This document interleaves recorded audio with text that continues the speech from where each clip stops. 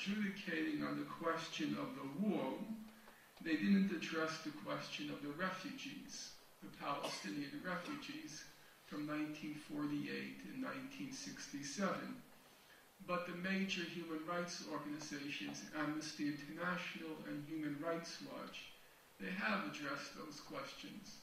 And both Amnesty International and Human Rights Watch, they both concluded that under international law, the Palestinian refugees from 1948 and 1967, they have the right to return to their homes and to compensation. So, where does that quick sketch leave us?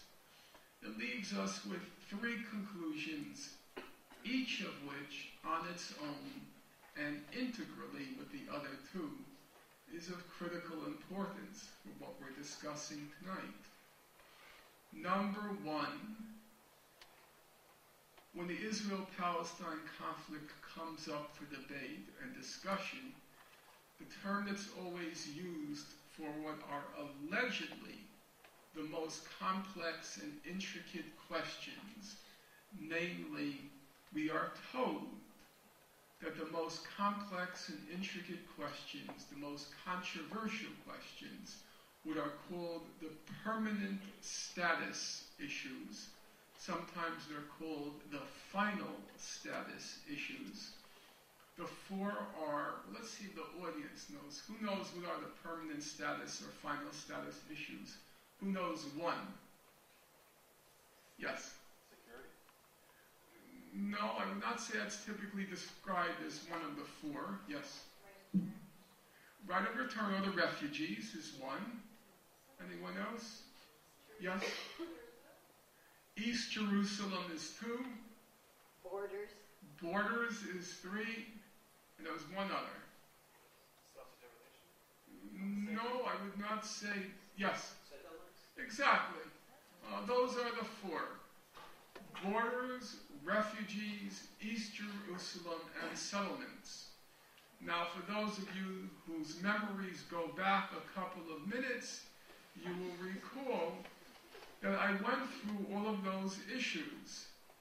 And in fact, what we are told are the most controversial, complex, and intricate questions of the conflict are in fact not complicated, controversial, or intricate at all.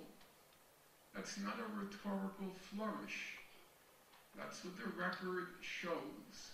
There is no disagreement whatsoever in the international community, whether it be its most representative institutions or its most respected institutions.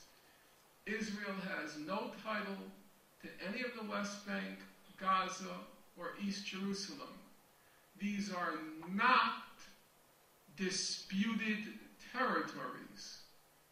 As your media like to report, there is no dispute whatsoever. Those are occupied Palestinian territories, full stop. That's the law, and that's the law as it's been repeatedly validated in the General Assembly of the United Nations and the International Court of Justice. Number two, the settlements are not controversial.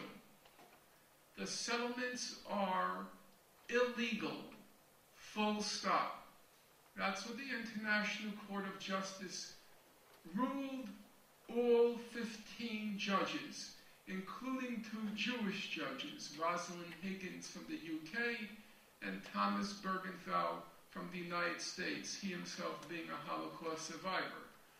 Bergenthal explicitly said there can be no question that under the Geneva Convention, the Israeli settlements are illegal. So our first conclusion is there is no dispute, no controversy, no problems of complexity or intricacy in the most critical questions bearing on the Israel-Palestine conflict. There is as close to uniformity and agreement as there is on any question in the international community today. Conclusion number 2. On all the critical questions bearing on the conflict, those permanent status questions, the official position of Israel has been wholly repudiated by the international community. Legally, it doesn't have a leg to stand on. And the Israelis are honest about that. They recognize it. During the negotiations with the Palestinians in 2008, Israel's then foreign minister, Tzipi Livni, she said to the Palestinian delegation, and now I'm quoting her, she says, "I am a lawyer, but I am against law, international law in particular." And you might say she's against international law because she's a lawyer. She understands that under international law, there is no dispute, no debate, no controversy whatsoever. Israel's positions are untenable under international law. That's the law. But there's a third conclusion, and the third conclusion is as significant as the other two. The third conclusion is Israel is a state. It has the same rights and the same responsibilities or obligations as any other state in the world. That's the law. When the international community at the UN talks about a settlement of the conflict, they always begin with a two-state settlement, and then they lay out the principles. The International Court of Justice, it refers to Israel's occupation of the West Bank, Gaza, and East Jerusalem. It does not say Israel is occupied territory. It says the West Bank, Gaza, and East Jerusalem are occupied territory. That's the law. And like it or not, the law is a package deal. You can't pick and choose with the law. You can't say, I have a right to walk at the green, but I don't agree that I have to stop at the red. If you have a right to stop at if you have a right to walk at the green, you also have an obligation to stop at the red. That's the law. You can't pick and choose. Now, some of you might say, oh, to hell with the law. I had dinner the other week with an old Israeli friend of mine.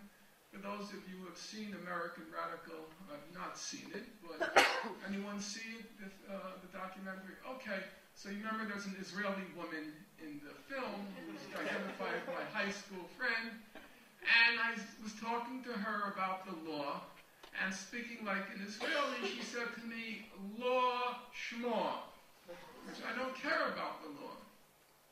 Well, if you don't care about the law, there are two consequences that flow from it. You can't use the law when it's convenient to you, as in to go around and say settlements are illegal. Israel's occupation is illegal. But then when it comes to Israel, you say, I don't want to talk about the law. You can't do that. Because that's just sheer hypocrisy. Either you take the whole of the law, it's a package deal, or you can't use the law. And the second conclusion is, if you don't want to use the law to reach a public, what are you going to use? A public understands the law. The entire Israel-Palestine conflict, in its solution, can be reduced to one 3-word slogan, which I think can reach a broad public. It's very simple. People come up to you, well, how do you propose to solve the conflict? I think the answer is very simple. How do I propose to solve it? Enforce the law. I think we should just enforce the law. The law is not gray.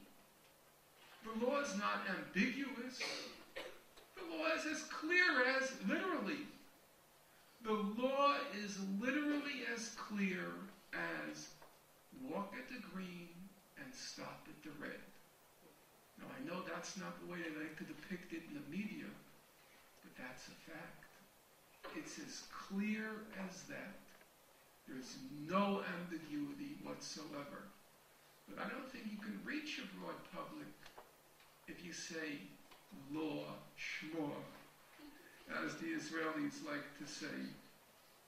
Well, let me now, in the last 10 minutes, do I have 10 minutes? Good.